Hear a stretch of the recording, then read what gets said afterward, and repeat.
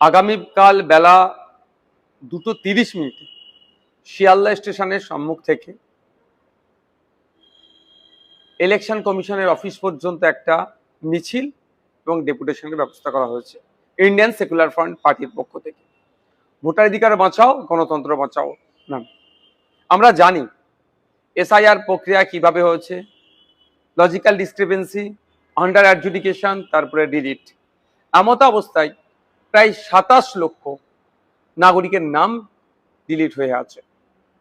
ট্রাইব্যুনালের মাধ্যমে নামগুলো তাদের উঠবে এই আশায় আমরাও আছি, কিন্তু আমরা দেখছি দ্রুততার সাথে কাজ হচ্ছে না। কোথায় হচ্ছে না হচ্ছে সেই আপডেটটুকু পর্যন্ত সঠিকভাবে পাওয়া যাচ্ছে না। তাই যে 27 লক্ষ মানুষের নাম ডিলিট হয়েছে, শুধু সেই 27 লক্ষ নয়, আপামার বাংলার মানুষ, আমার বাঙালি সমাজের মানুষ আজকে আতঙ্কিত। আমাদেরই পরিবার তারা, তাদের নাম যাতে দ্রুততার সাথে ভোটার লিস্টে আসে, সেই জন্যই আগামীকাল বেলা 2:30 থেকে শিয়ালদা স্টেশনের সামনে থেকে একটি মিছিল আকারে ডেপুটেশনে দেওয়ার জন্য আমরা ইসিআই ভবন অফিসে যাব।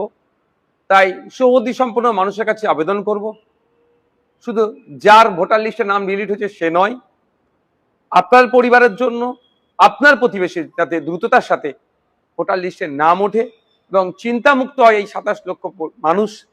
আসুন আমাদের এই মিছিলে পা মেলান। মিছিল শেষে আমাদের এক প্রতিনিধি দল আইএসএফ এর পক্ষ থেকে ডেপুটেশন দিতে যাবেন।